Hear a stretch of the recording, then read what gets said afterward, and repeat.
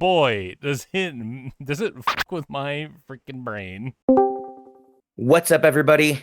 It's Bryan with Response on Play for another exciting podcast episode. This time with special guest. That'd be Brett. Hello, yes, I am joining Response on Play for this episode. I've been here the whole time. And of course, as always, we have one other person. Andrew, do you like our background? And unfortunately, nobody else could make it with us. I was gonna say that's a question for the audience more so because I mean I'm looking at it, but I don't think everyone else will be looking at it. So I mean, I looked at it one time. I looked at the picture and moved on. I mean, why would they be looking at the background when they can look at your lovely faces? Our lovely little PNGs moving slightly from behind the desk.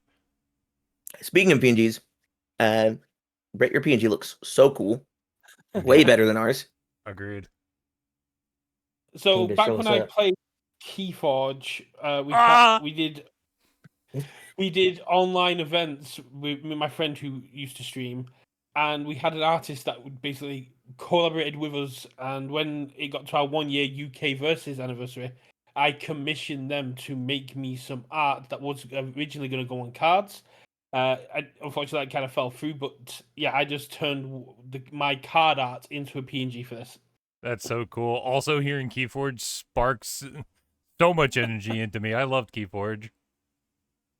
It's a shame I had my Worlds invite ready to go, and it all just kind of died. No, that's the worst thing ever. Oh man, it unfortunately died here locally for me, like sometime after the second set, before the third set came out, and it makes me it never really took off in my local scene.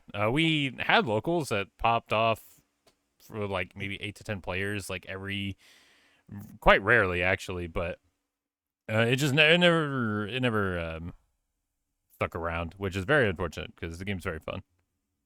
Oh yeah, the game was absolutely amazing. I don't know where it's at now, but next time at regionals, be sure to speak to Josh Mashley, head of OP. He was part of the FFG team that worked on Keyforge and did all the organized play and stuff for it. Oh, I didn't know that. That's sick. I know it got rebooted. Like another company picked it up, I think.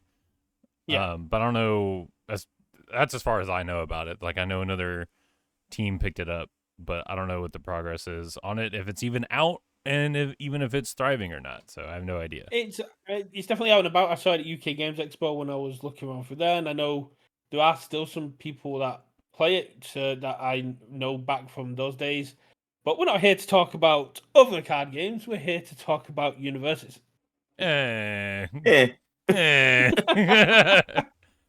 But speaking of Universus, there is a lot of stuff going on. Of course, it's Gen Con just wrapped up.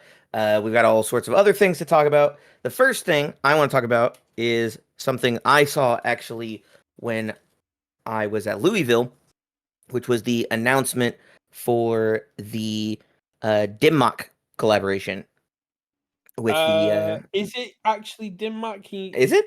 Is it not? Am I wrong? It doesn't say anywhere on it Dimmac. I assumed it was Dimmac because Dimmac released the album, but I don't see anywhere on anything they've published that it's a Dimmac collaboration. Maybe it's not. Maybe I'm wrong. That's fine. You can blow me up in the comments. With gun. Yeah, with gun. But you're getting a City of the Wolves 3 shirts, which look really cool. And with them are coming 3 retro-only characters from Fatal Fury. Yeah, you're getting May 3, the character stacker, Terry 2, and one character's getting a kind of a promotion because Rock Howard 2 was a legacy card, so it wasn't originally printed by Jasco or UVS Games. This is one that's coming, like a brand new character from another company coming into our version of the game. Yeah, I mean it's very cool to see these. They look really good. But I think the big thing with these is that they are retro legal promos, so they're not playable in standard format, which I understand a lot of the players were kind of miffed about that. Not myth, just sad. I'm kind of okay with Rock Howard staying in retro. Being it as a static, being able to draw a card whenever your opponent plays a card seems very dangerous. I mean, it's kind of funny.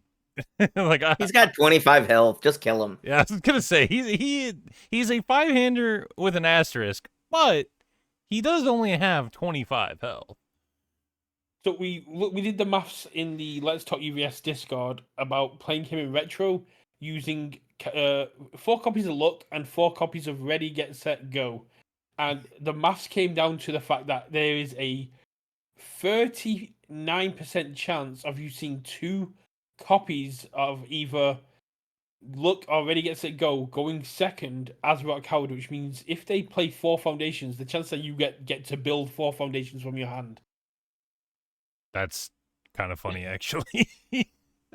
So yeah, in Legacy, in Retro, he is going to be an absolute nightmare. At one point, someone is going to build 6 foundations going second. Ah, man. And then still lose somehow. I was gonna say, as Bryan says, as God intended. It's not about winning; it's about sending a message. Yeah, the message is I've set up this really cool turn, and then I drew nothing on my 5-hand size. Most of you guys are going to be playing Rochester Retro, but over the pond in the UK, we don't play Rochester Retro, which means if I'm starting off with 6 foundations, I get to attack on my first turn. Yeah, no, that's pretty good. That's pretty great. You don't have to worry about building. You just get to hold on to those attacks and just kind of blow up your opponent. You just already done it. You built. Exactly. Last year, my retro deck of choice was Mina 1 because I could play the 4 check attacks. Yep. And if I checked one, I got to play it for free. Yep. It's very funny. Big fan. So I mean, yeah, I get it. I kind of wish that these characters were able to be played in standard just to have these, I guess, new in quotes characters kind of added to the current roster of playable characters in standard. But I can understand as well the fear that Rock Howard could potentially break things, but I mean, I would have to see it in action, but I don't know. I kind of wish these were standard legal. At the very least, you can play them kitchen table, so you don't have to worry about any sort of legality. Just play it at the kitchen table. Who cares? Well, just do whatever you want. You guys brought up Gen Con as well, and this is also kind of factored into Gen Con with the Critical Role promos. I'm not the biggest fan of putting a paywall in front of cards and then going, but you can also play these in standard. So if you look at Rock Howard, yes, you could pick up some of the older copies, but I believe between Rochester and other single dependers, there's 5 in the US that you can actually pick up from single vendors, which means the chance of you'd either have to buy the T-shirt to play it in standard, or you're going to have to be looking for people that already have them, because you're going to struggle to actually get a hold of them, which is not great for the standard meta. I mean, while I agree to an extent, at the same time, you have to buy the Street Fighter decks to play the Street Fighter characters. Like, it's the same kind of idea. You have to pay to win, like pay to play. So, but I agree. I wouldn't want it to be exactly the same there. I think you could do something if you were making them like standard legal, where you have a different art that's not necessarily as fancy, that is store redeemable, and then you have the or as like a provisional promo or something. And then you do say reprinted the original art and then put that on the redemption stock. Yeah, big fan of that. Yes. It's just one of those things that, being international, we've had a long history of not having access to promos and stuff like that in the past. So it's a very sore topic for international players when they go, here's mechanically unique promos. Like, cool, we can't get those. Yeah, we can't get those, unfortunately. So yeah, I agree that it is great that this is like an equal opportunity for everybody to get them. Also, this in my mind says that we could possibly get an SNK set or product of some kind in the near future. Probably not near future, but future of the game. Yeah. So that's kind of exciting.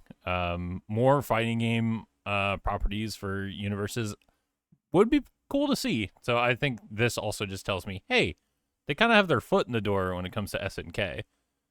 Yeah, just give us a next year. We could just get 2 challenger decks for City of the Wolves. Like it's the same setup, it's just as the Street Fighter 6, and it's still a new fighting game that just came out. We could play Ronaldo. It'd be funny. True.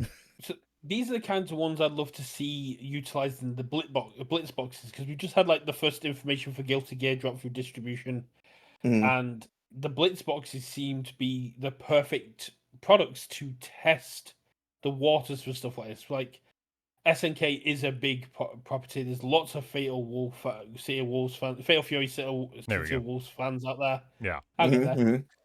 We got there. We got there. That's all that matters.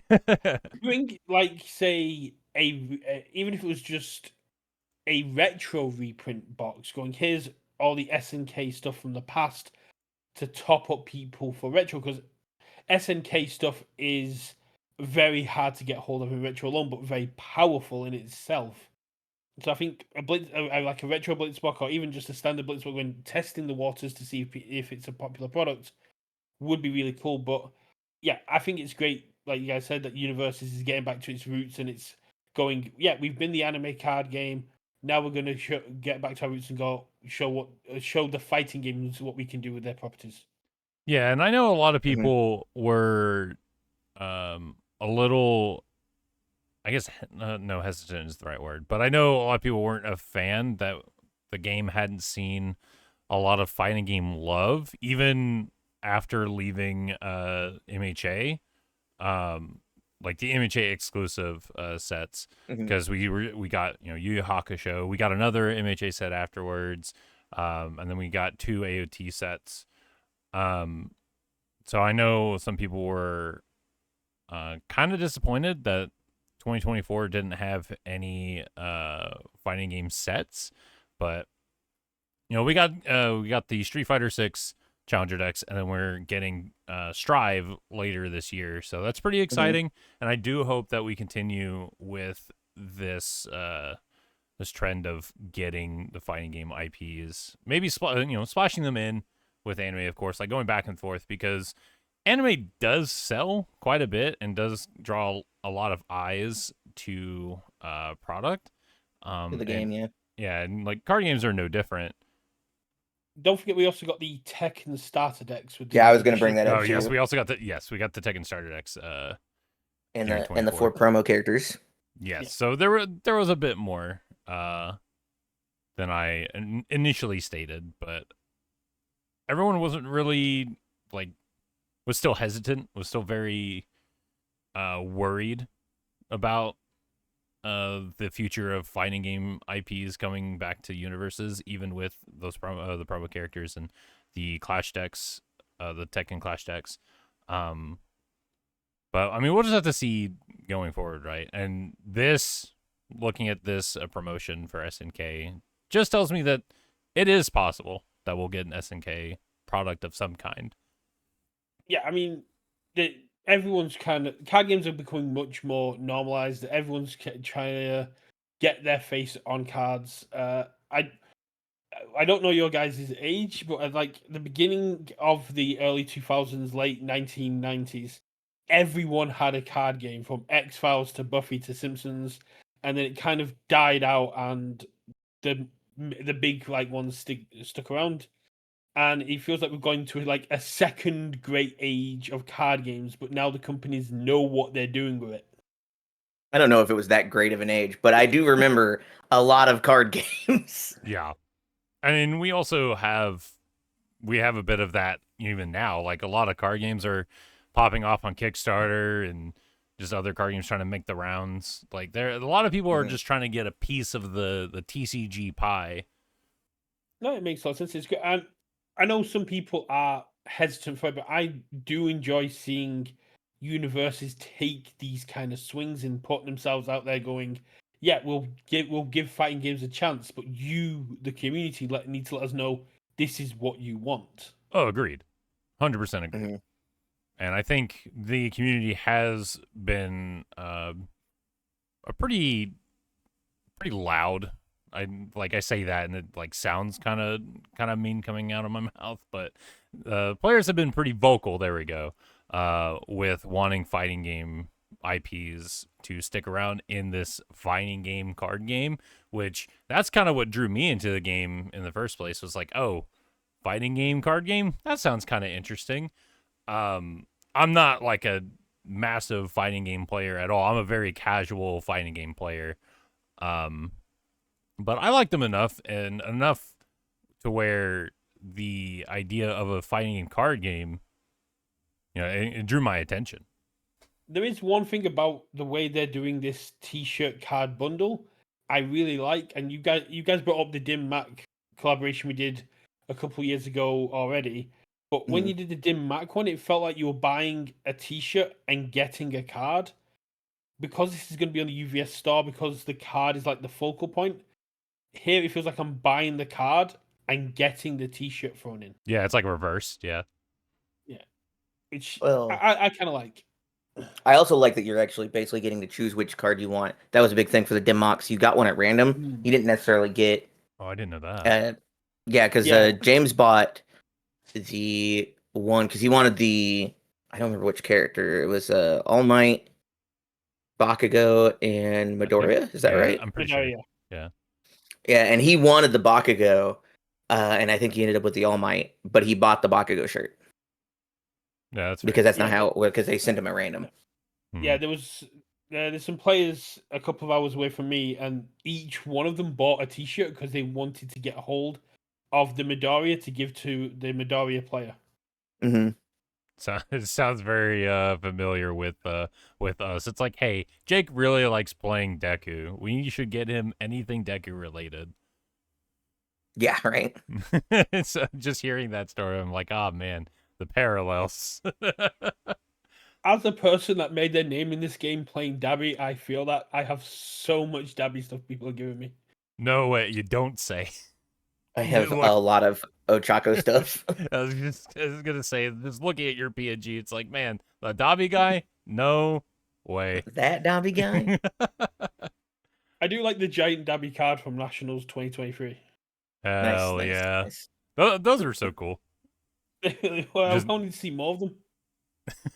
Oh, who's to say in the future, probably. That was also our first hint we were going to get Attack on Titan, by the way. When the head of OP at the time was doing the articles, he called them colossal version of the cards. Yep. Hmm. He was like, oh, that was the first hint I was giving people that we were getting Attack on Titan. Yeah, that's kind of a cute little nod to that. But yeah, super excited for these SNK promos, and even for the Gen Con promos. We kind of touched a bit about them, but But those, yeah, it is August 4th here, so you can go to the store and buy those now. You do our little Mhm. company show. yes, Yeah, it's true, true, true. they are available to pick up right now, right this moment. Well, for 2 weeks. So if you yes. listen in 2 weeks after release, they're not available now. Yeah, I mean, honestly, you just kind of missed the train there. 2 weeks slow. But 2 no, the weeks Gen too Con late, baby. promos, they cooked. They Mhm. absolutely cooked with the Gen Con promos. They look great. I do think the TMNT ones look really cool, Mhm. and the Critical Role ones look really cool. Oh man, Dorvians Yeah. looks so. Dorian looks clean. Dorian, Dorian looks fun. Yeah, Dorian. I said Dorvian. It's Dorian. Yeah, it's just Dorian. Yeah, it looks so good. Dorian, Storm, and Fern Calloway look absolutely amazing in the art. Little Lauren Walsh's Little Mister, she had no idea that was made into a card because I briefly messaged her on Twitter, Mhm. and it's from one of the like Hell's Bells puzzles, and the Dorian's loot is from the official character art for Dorian, just with some backgrounds added to it as well. Yeah. Yeah. No, they look great. And kind of excited to see how, I guess, fun. I don't know. Competitively, I don't know. We had this track record of this character could be fun. Don't know about being competitively viable, and then they just end up being competitively viable. So I don't know. Who's to say with these characters if they'll really take off competitively for the game? That is to be seen. I think Dorian cooks because of his symbols, Yes. having the water clog power, having the ability to damage reduce it as well. Going basically, I'm going to make your attacks do nothing and make them harder to cast. Is just absolutely nuts. True. I also That's think true. if you get his loot, you could Yes. just do a lot. And it's like, I'll show you an attack. I'll draw that attack. That is pretty cool. Yeah. Yeah. I mean, we'll just have to see. The cards themselves look really good, and they seem fun at face value. Which sometimes is just Oh, enough.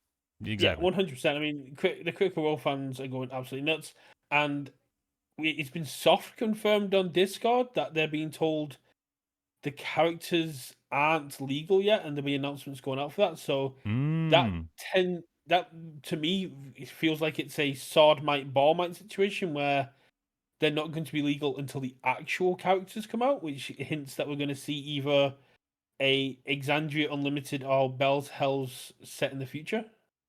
Or we could end up with I mean, obviously we could end up with a like store promo version, and then like, hey, everybody had access now. Now it's legal. If you didn't want to buy them, not our fault. Yeah, that's fair. I understand that, but let me enjoy my copium. I mean, don't get me wrong. I'm in for another crit roll set. I'm just saying, like, I could see a world where it's like next month or the month after, and they go, here's the the crit roll Gen Con promos, or maybe just all the Gen Con promos. And they go, hey, now that stuff's legal. Yeah, I mean, I wouldn't see them doing the alt arts. They've never put an alt art Gen Con thing on the store. Yeah, I don't expect that necessarily either, because these are just alt arts. I mean, I do hope that we get something else Critical Role. It'd be nice to see. I mean, Heroes of Exandria, I really liked that set. I have a couple characters from that set I enjoy playing. Caleb, I love playing Caleb so much, but God, he is not good outside of that set. And it makes me so sad because I very much enjoy playing Caleb. But that aside, like Exandria has a handful of like good cards that you could probably say that are staples. But yeah, like the set, it was a good set. Like I really enjoyed it. So it does have me excited for anything else Critical Role, like another set of challenger decks, or hell, another booster set would be awesome. I'm on record as saying that Critical Role is the best set we've had this year, and probably the best set we're going to have. It didn't introduce anything mechanically unique. It expanded and showed us different ways to play with what we've already been given, and it was a perfectly hybrided set of attuned and non-attuned, showing characters having key cards to their personalities, like Vex having Hunter's Ally, Vax having Sweeping Daggers, whilst also allowing attunement to say, okay, you want to do rage stuff? Well, Yasha and Grog can all do it through this one attuned card, and you'll be able to do it no matter what. But if you want to rage using Yasha stuff in Grog, you need to be on this specific symbol. To me, it was a beautifully designed set that highlighted everything that this game should be doing with everything we've been given. Oh, I agree. Like I really liked how they handled attuned in that set. And just overall, it's a good set. Like you hit the nail on the head. I'm hoping that's how Guilty Gear will be. Yes. And like even with it being a smaller set, I want it to be a mix of attuned and non-attuned, and I also kind of just want it at that power level. I don't need them to be crazy powerful like AOT, because man, AOT's just juiced.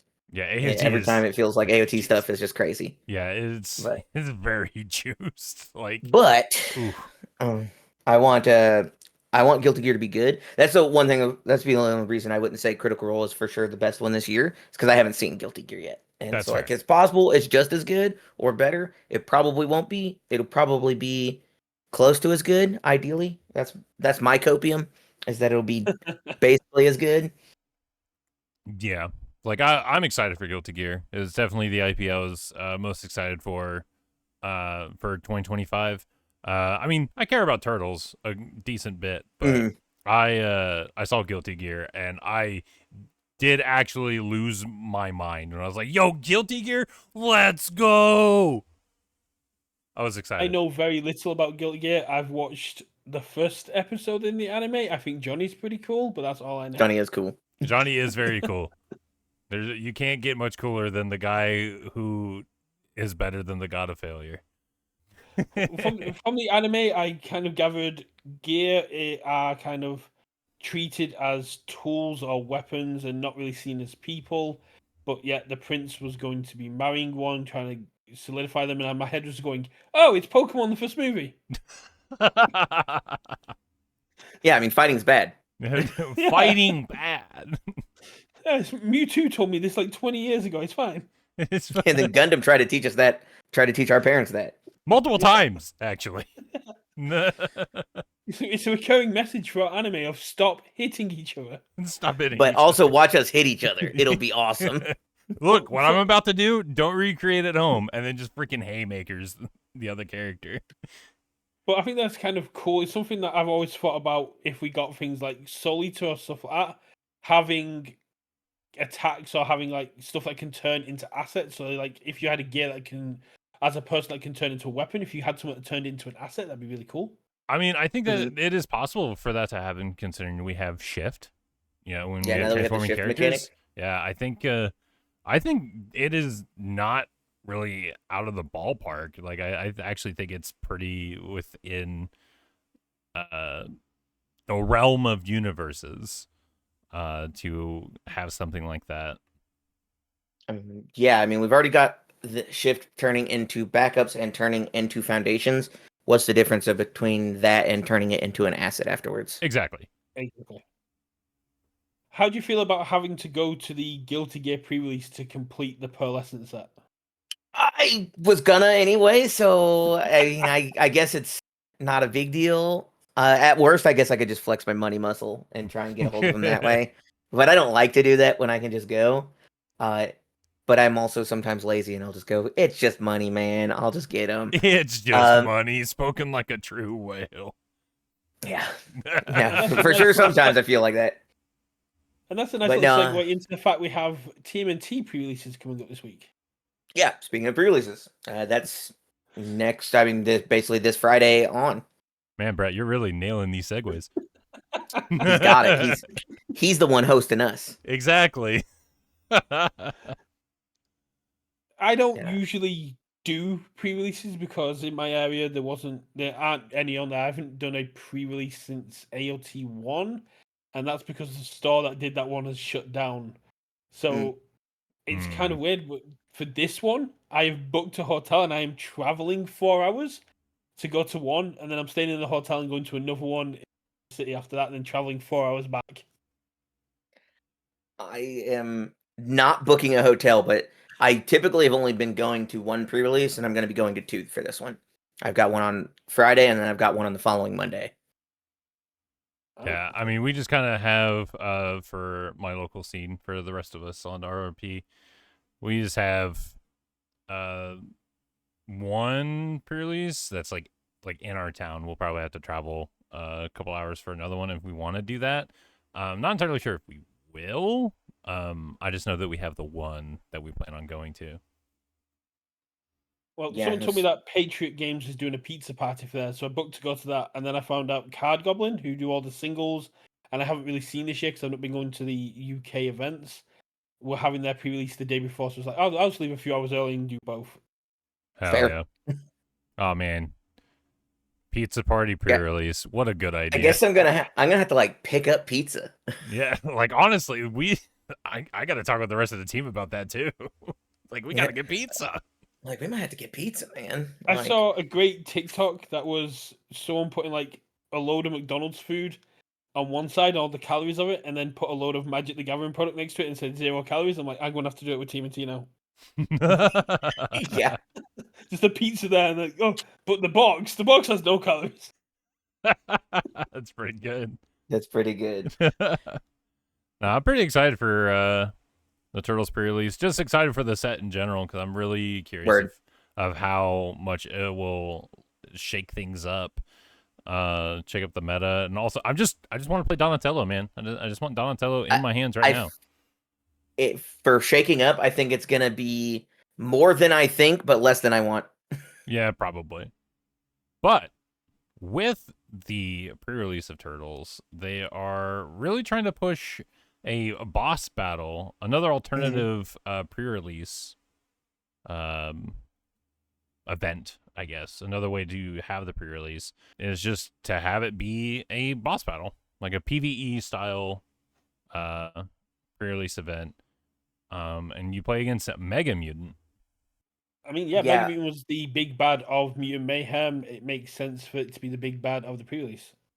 for sure, for sure. I know at my locals, we basically did the same thing after the pre-release for Crit Roll. Once I got my case in, I brought one of my boxes and I drafted it with 4 people, and then we played against the boss that was in the box, Yeah. How'd that go? and that was a lot of fun. It was super fun. It was super cool. Heck yeah. When they announced that, I told you, yes, that you need to push that as a way to, like, as a format kind of thing, is basically going, yes, buy a box, get it with friends, and take on the boss, because it's so good and thematic. I'm really glad they've added a PvE aspect to here. I wish it'd been the Technodome, but that's just hmm me. I Uh, kind of wish we'd had. Is it just the one for TMNT? I actually haven't looked into it that deep for this one. it's really only, as far as I can tell, it's only Mega Mutant, and these are digital assets that have to be downloaded and also printed at your own disclosure. Um, But it is a double-sided boss. it is a double-sided boss, Oh, yes. neat. And I So once Mega believe Mutant gets below half health, it flips to unleashed. yes. Mm, I think they also neat, mentioned in neat. the article that you can, for a more advanced and more challenging experience, you can just start on the unleashed side, Sure, on the flip just hard side. mode. Probably won't go over word for word from this article. We'll just have it linked in the description for everyone to Yeah, read for if sure. you're at all curious. But it's just nice to kind of have another alternative for pre-releases. I think it's also great for new players. I know I had this like discussion in the main Discord as well, but new players or people are coming because they're fans of TMNT might not want to sit there and play Swiss. They might not want to go for like a 3-4 hour whole event.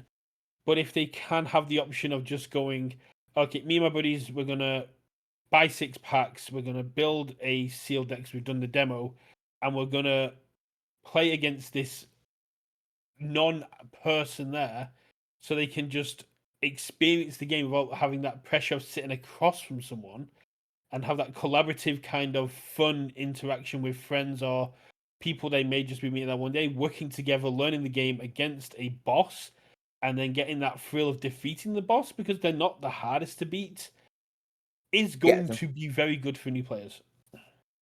I agree. It's a good buy-in point. Yeah, it's definitely a lot more of a casual experience. I feel like pre-releases are still are a pretty casual event to kind of learn the game. You're on equal footing with everybody else. Everyone's playing with cards that they pulled from their pre-release kits. But just having this other format to play into.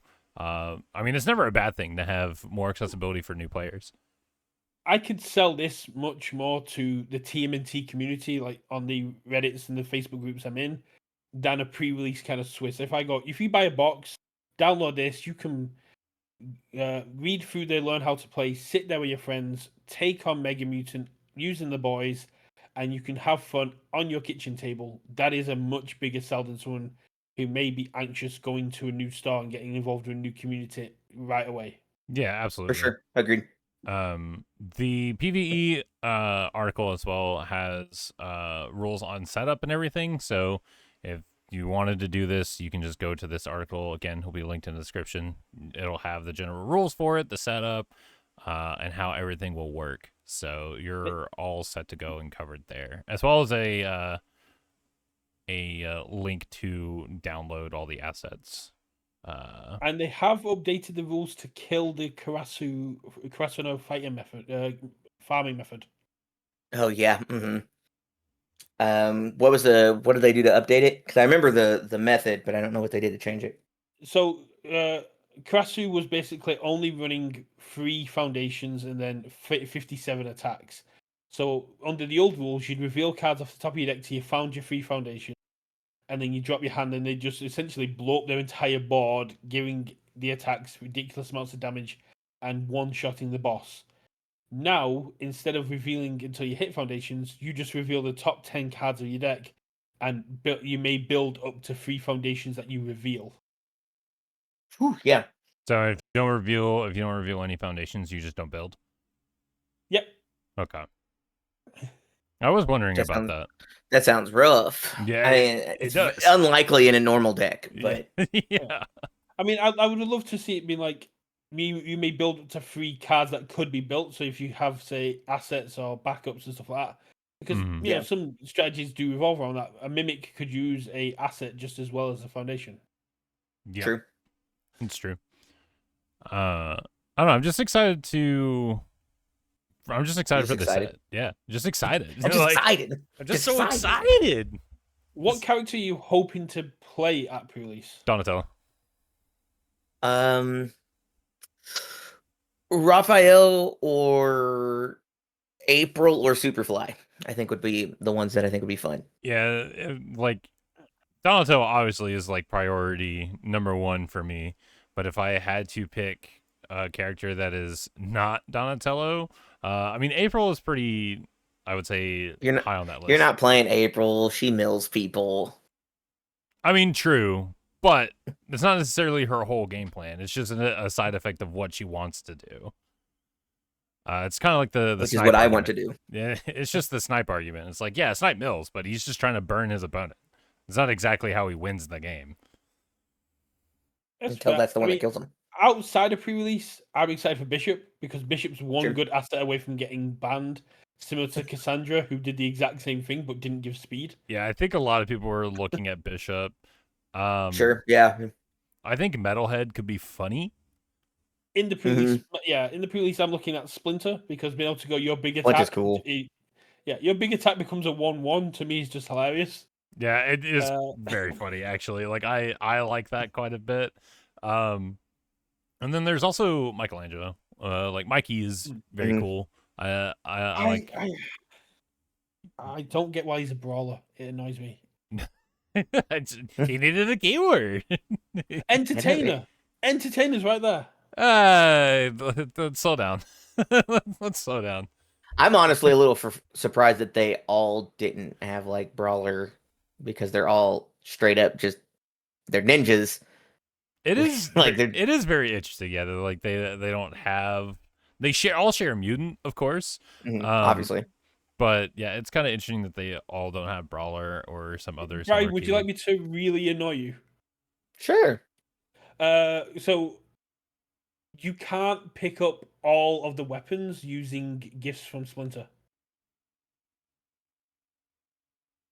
You're right. That is correct. I was thinking about it. I was like mentally going through each of them. Doing mental gymnastics. So gifts from Splinter refers to the 4 weapons each of the boys use.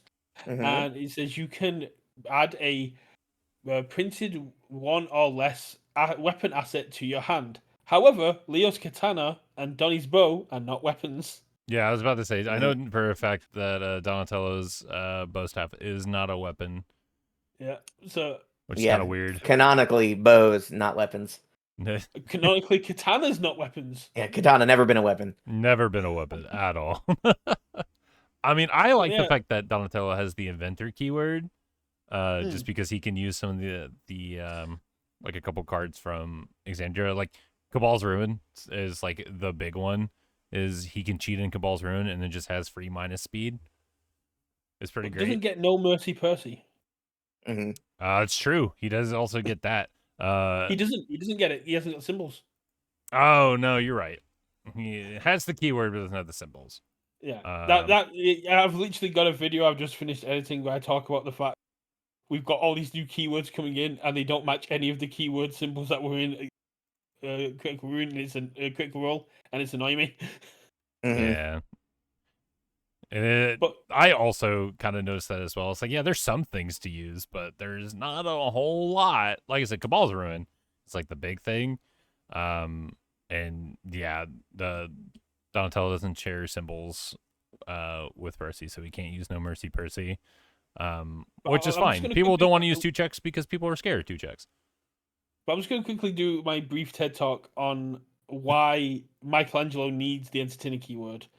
So, in any team like this, if you look at Justice League, if you look at X-Men, anything like that, you have your comic relief character, the soul of the group, the person that acts immature on purpose to kind of ground the team.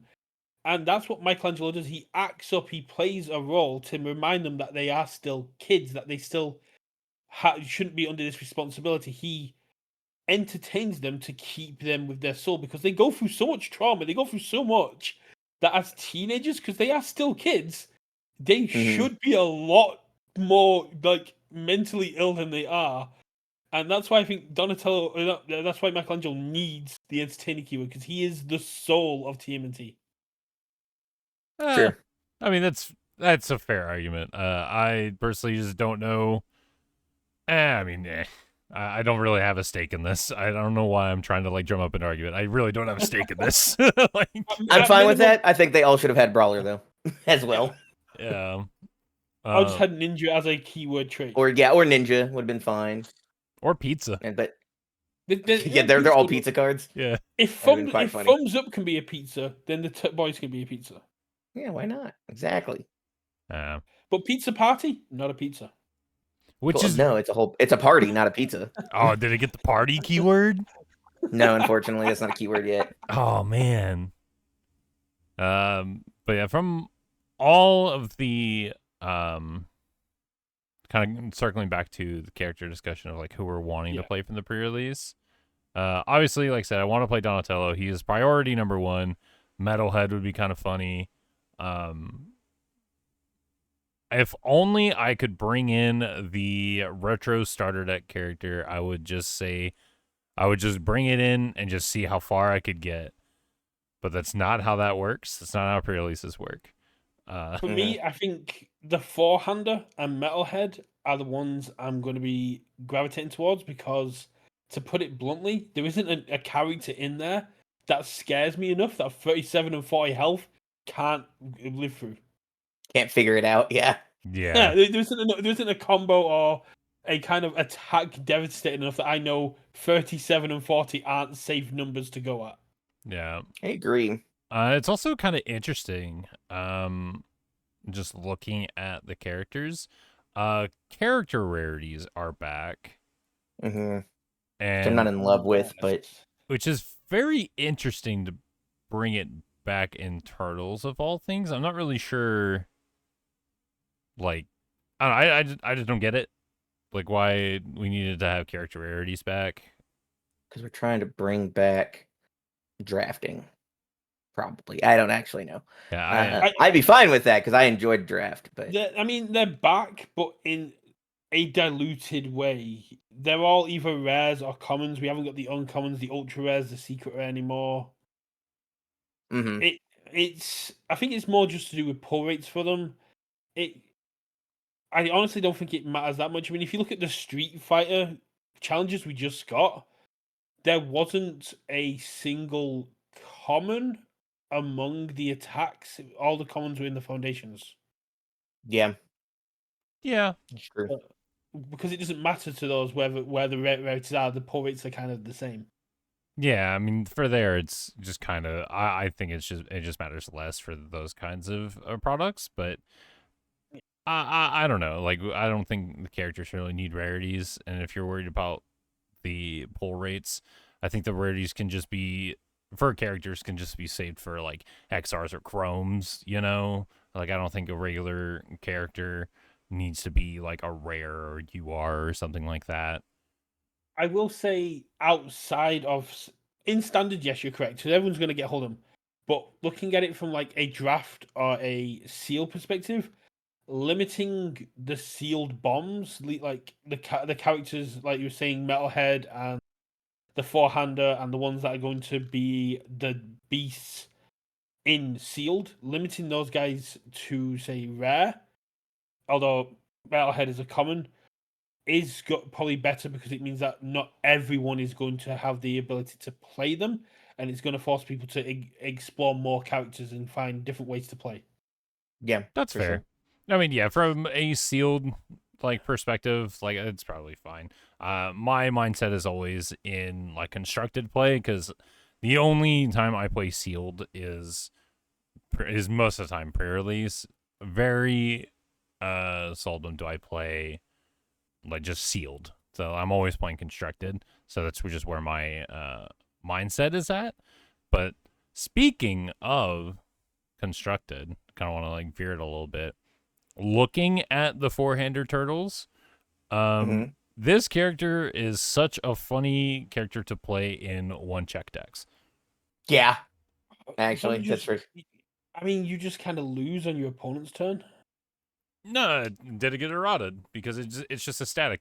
Oh no, it says during your turn. I can't read. Yeah. I can't read. So if you check the one during your opponent's turn, you're screwed. But yeah, during your turn, you're sitting pretty. I mean, live by the one check, die by the two check. You know, like no balls. Mom and didn't raise no bitch. Play those one checks. Check them during your turn. exactly. Check the four. Kill your opponent, or just check them on their turn and die anyway. But you got 40 Just never health. check them. Yeah, just never Like check them. the real plan as the 40 healther, the four-hander, is just, hey man, whenever it's my turn, I'm just gonna check gray. And whenever it's your turn, I'm also just gonna check gray.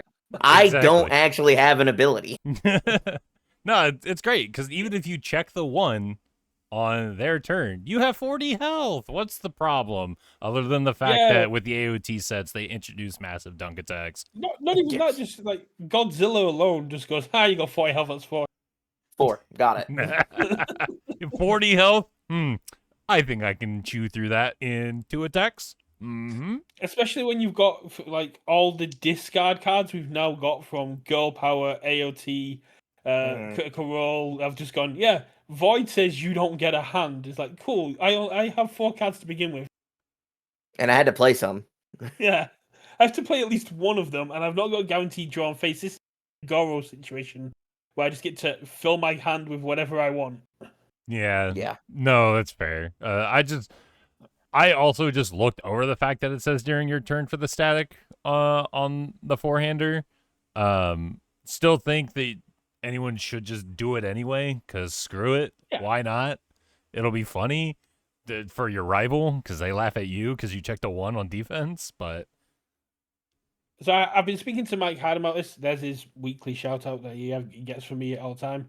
Yeah, our back-to-back regional winner over here, and Mhm. he has been testing this like proxied up, and basically just goes, yeah, the static may be blank on your opponent's turn, but you just treat it like an aggro character. Aggro characters don't have abilities on your opponent's turn anyway, so you just build it like that kind of aspect. You stick it full of draw power, and you just get to pop off because you know you're never checking badly in your turn. That is fair. Yeah.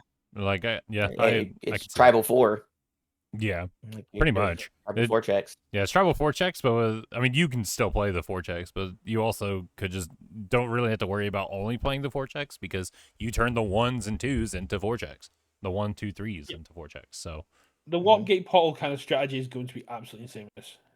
I agree. It'd be pretty quiet, pretty Yeah. crazy. I'm very interested to see if anyone even like actually like tries this. I know you said your friend is like trying to do this, but I'm just very curious of how many people will commit to trying to bring this four-hander to like regionals and whatnot.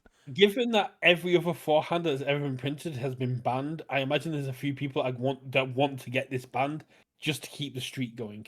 I did bring this up at our last local because someone brought up the four-hander turtles. So I was like, I think they could be funny, but I don't know if they could really make it because they're a four-hander. I'm like, I don't know. Goro was a four-hander and he got banned. Shiva was a four-hander, got banned, got unbanned, Then unbanned. but just yeah, four-handers have been pretty crazy to the point where they get banned. So who knows? It's For one, sure. The TMNT is one of those characters that's kind of like Elder to Goro or Krista or whatever Kevin Broberg's playing at the time.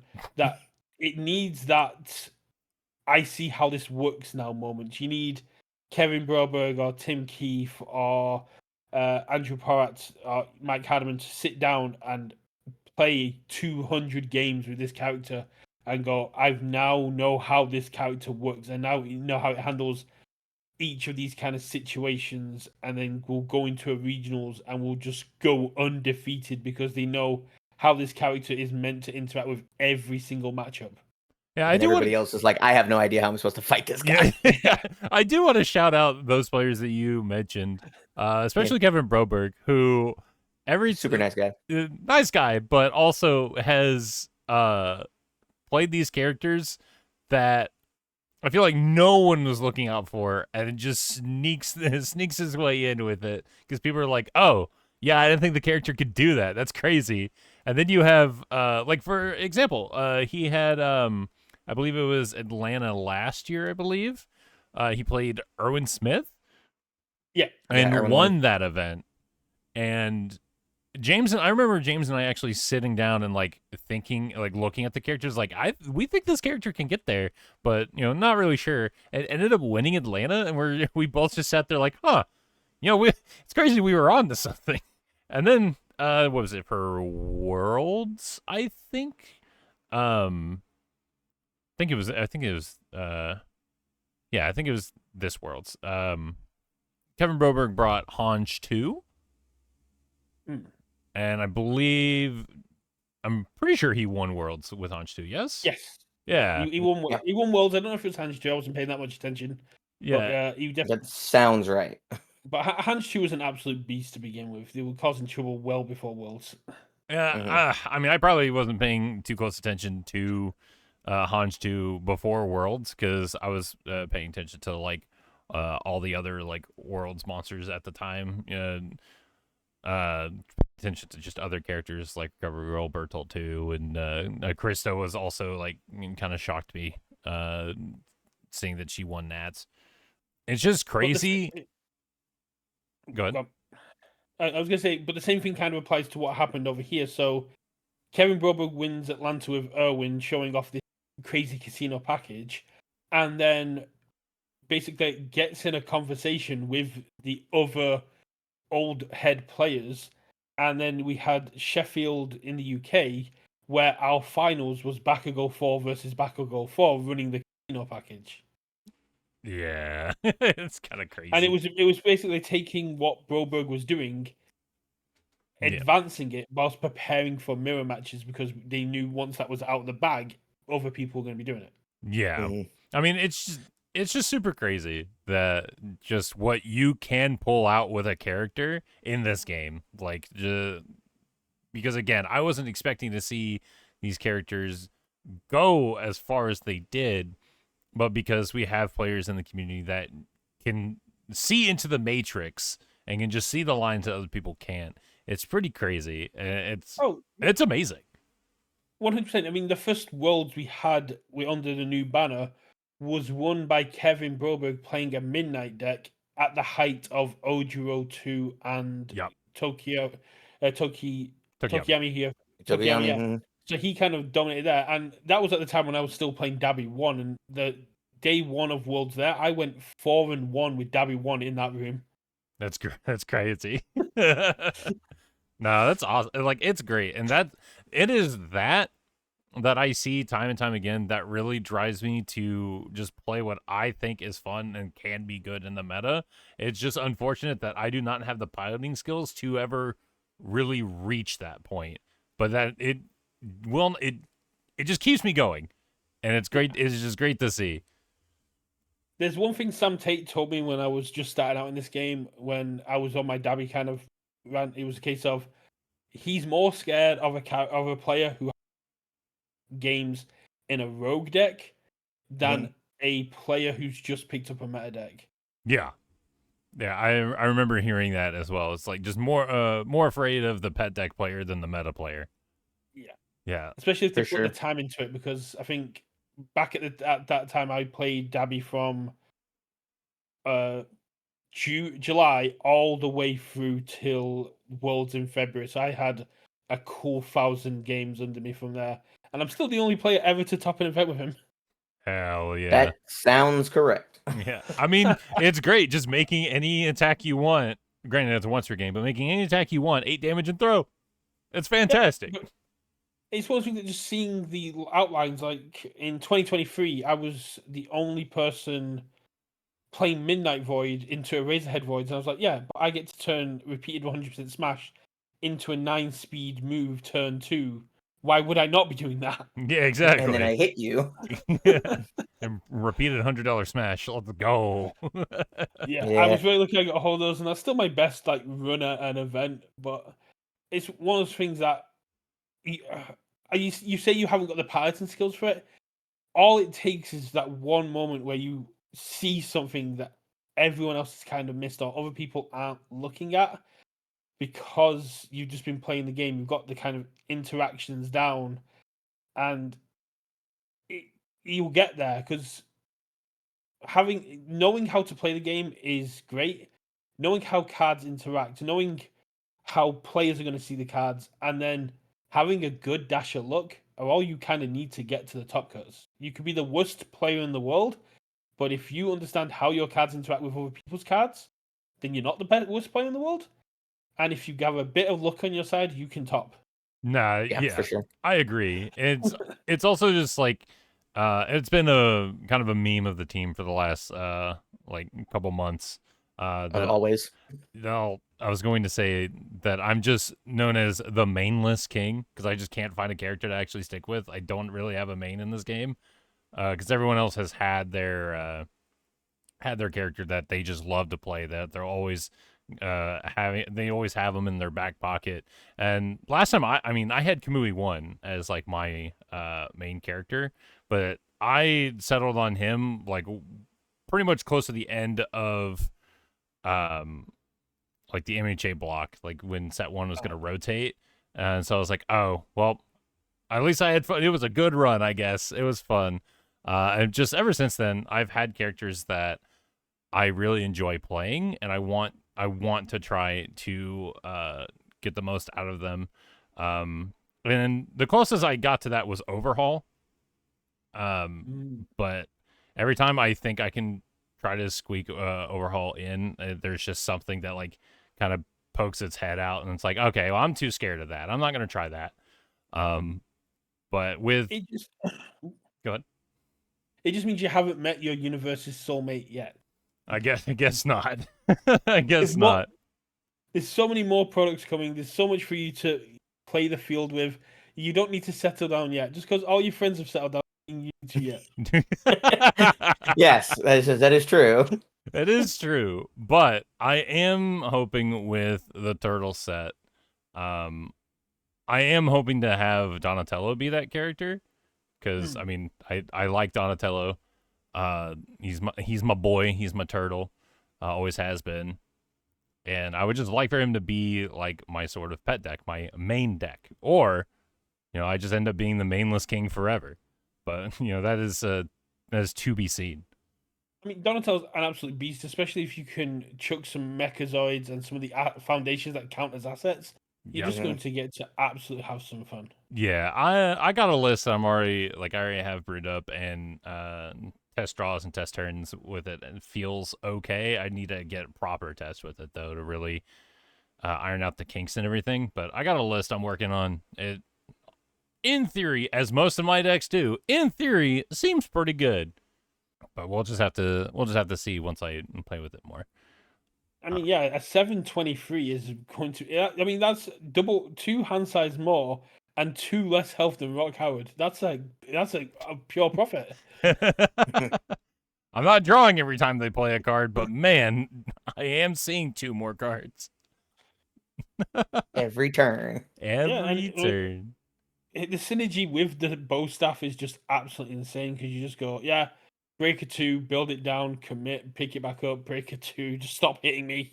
Yeah. We're done. I said this turn, we're done. Yeah, that is true. And on the void symbol, you can play barrier shield. So you go, cool, get breaking forward, and if you hit me again, I've got 2 ready to go. Exactly. Mhm. Like, it's great. I love it. But we'll just have to see with time if it'll be enough. Also to see if backup decks get hit at all, because they ran Louisville.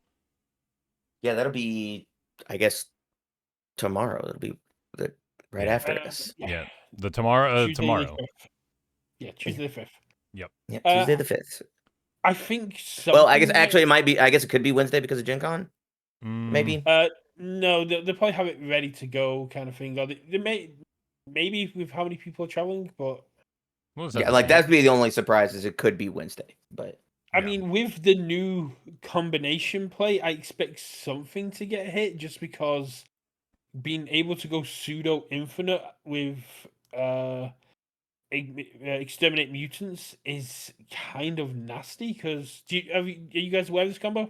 You can you can you can just keep it's Exterminate looping Mutants, and Falling then the Falling Titans. Yeah. Titans, Yeah. and then you basically just cool. I play the attack. I'll steal a Mechazoid. It'll go in. I'll blow up the Mechazoid. I'll play the attack. I'll steal the Mechazoid. But then if you put And that into say Allura, you can also run City Rampage. So you're pretty much always going to pass your check. Hmm. yeah, you can. Well, I mean, you can also end up doing it with like if you have any kind of like Marley's Warriors or that kind of effect, where it's like I have +1 to the turn. Like Yeah, you could just go effectively infinite. yeah. You can effectively go infinite, which there are some flips and stuff, but you can counter it. But just being able to just go very quickly, yeah, you're not going to be able to stop this. I think something needs to get hit there. Yeah. I mean, we've kind of talked about we talked about on the previous episode that if anything, pretty sure we touched on this on the previous episode, but with Nine Titans, if Nine Titans just had unique, it would be enough, I think, because you won't have the ability to just spit out a bunch of just double stats on top of having a lot of damage reduction just sitting down there, being able to still be used. But So also keeping the backup decks viable. so you guys were around for MHA 2 and 3, right? Yes. It was when I started, yeah. Okay. How would you feel about symbol abilities coming back? Because I think if you put like the AOT free symbol on the Nine Titans, you limit its power a lot. Um, I mean, I'm fine with it. Obviously, we got that for most of MHA, and those cards just never got played. Yeah. But also, I don't think any of those cards were Nine Titans level of strong. Yeah. I mean, plus Ultra got played a lot, but then like it was still played up until MHA 3, MHA, and then Undaunted Raid, where the characters start to see a lot less play. But if you were playing an MHA 1 character, you kind of were playing plus Ultra, a key defensive Yeah. piece. Yeah, I do remember Plus Ultra being pretty much everywhere in set one character decks, which I mean, yeah, Plus Ultra was very good. But Sure. cards like Alleyway Ambush. Alleyway Ambush had the MHA set 2 symbol on it because it would have been overpowered if it didn't have it. It would have been played up until it rotated. Yeah. Yeah, so I mean, having symbol restricts on abilities, I think would be fine. Uh, like I don't know, I'd be okay with like seeing it and seeing how it affects certain cards. But it's also like Brian said, not a lot of the cards from like MHA that had the symbol, like the set symbol locks, or even just the regular symbol locks, being like on the levels of Nine Titans, barring Plus Ultra and Alleyway. Like barring those, none of the other ones were really like outlandishly crazy. I don't know. I would be interested to see those kinds of restrictions return, but I mean, I don't know. I don't know if that's ever in their minds, in the back of their minds, whenever they're designing the sets. No, that's fine. I Yeah. mean, there's a lot of stuff of the old stuff I kind of remember and I like to bring up every now and then. Yeah, Kind for of like sure. the Mr. It's like kind of like the Mr. Brave meme. Yeah. we, Or we Mr. Brave. we're never gonna get a Mr. Brave, even though we have a Mr. Brave stun. Okay, that actually annoys me. Like, it's not even that big a deal, but boy, does it fuck with my freaking brain. It Apparently there freaking is messes with my jam ram. apparently there is a story behind it. I just haven't actually put the time and effort into finding out what the story is. Interesting. But Oh, there's lots of stories that go on behind. It's quite fun. yeah. But But I'm super excited for Turtles, like just the kind of ring us back in a little bit. I'm excited for the turtle set. The pre-release should be fun with an additional method of playing through the pre-release with the PvE Mega Mutant. I don't know. I'm just looking forward to the set. A lot of us on the team are looking forward to the turtle set. I know Jake has been singing this set praises for. Well, he's been stoked. Let me dial it back a little bit. He's been stoked about this IP since the roadmap was announced. So I know he's very much excited for this set as well. How did he feel when it was mainly Mutant Mayhem as the first part of Tales of TMNT? Because I know a lot of people were hoping it was going to be the 1987 stuff. I mean, I did never expect it to be the 1987 stuff. Yeah. So he's fine with it being Mutant Mayhem. He would have loved it if it was like the 2003 like edgy TMNT series, because that's his favorite. And that's also mine. It's like what I grew up on. But I don't think he was upset that it was like Mutant Mayhem. Like, he was just excited to have turtles, and he just saw Mutant Mayhem, and also with the alt arts and the retro starter deck, like having different kinds of turtles being splashed throughout like this little block of product. He was happy to see that. He's just a turtles nerd.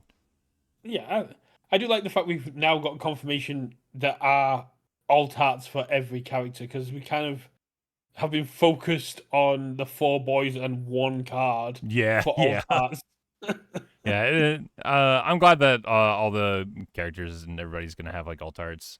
I'm glad that the 4 turtles got a lot of love. Of course, expected them to, but yeah, I would have assumed as much. It'd been weird if they didn't. Exactly, and but knowing that the other characters are gonna get alt arts, that's great. That's also good to know, because again, Metalhead could be funny. Just saying. Oh, I'm so excited for Metalhead. Now, I'm definitely excited for a lot of the TMNT characters and things that we could do, but I think that's going to be it for us today. Well, just quickly before we do wrap up, I would love to point out one more inconsistency in the set, which has annoyed me. Sure. If you know, are you guys familiar with Tales of TMNT, like the show? I haven't watched it, but I've seen a few things from it. I watched it. I did my research. I watched the movie. I watched both parts of TMNT, and I got very excited for the East River 3. And then we were told we're doing the first half of Tales of TMNT. And then when I was looking for the set, I found Tripped Up, which has art from the second half of TMNT, and it's annoyed me for a week now. Because it has Splinter throwing a goldfin across the room, and that he is one of the antagonists of the second half of TMNT, of Tales of TMNT. Right. That sounds right. That sounds like a pretty classic. I remember we had a similar. I mean, we had something like that happen in MHA, where I was we're doing this season, and then I'd be like, what is this doing here? What is this picture here for? We've done it with solo leveling as well, with the Death Rattle. That's a huge spoiler. Yeah. Well, true. Who knows? Maybe in the future we'll get solo leveling stuff. Oh, maybe. That's part of my copium, man. Don't touch it. That's mine. Yeah, no, my copium for because this year is the 10-year anniversary of the Overlord anime. I'm hoping we get an Overlord challenge. And then next year's 10-year of the MHA anime, so I'm hoping we get one final set for MHA, along with a solo leveling Blitz box and Godzilla, and then whatever the 4th IP would be, which I really love, to be a 20-year anniversary Universus set. Would be interesting. That'd be cool. But that would be cool. I don't know that we're going to get that, unfortunately. No. Unless. Unless. But yeah, so a lot of cool stuff happened over this week. A lot of cool stuff coming up very soon. As always, we love talking about all the cool stuff going on. We want to hear what you guys think is cool that's coming up or just happened. Maybe your cool Gen Con stories. So hit us up in the comments. Tell us all the cool things that you guys did. Like, share, subscribe. Go over to UKVersus channel and do the same on whatever is coming out on Monday. I'm sure he's got something today. And of course, thank you for joining us for this episode, Brett. Lovely to have you. Yeah, been great being here, and I would just like to say, definitely put in the comments what characters Andrew and Bryan should be playing at pre-release, and give them some ideas of what they should be doing. True. For sure, for sure. I need guidance. Clearly. Genkai's guidance. Exactly. I need guidance. My character picks are terrible. For sure, for sure. But with that, this has been us with Response on Play. As always, I'm Bryan. We have to leave the studio now. Andrew. Okay. Yeah, and we'll see you at game night. Oh man, they turned on the light. We gotta go.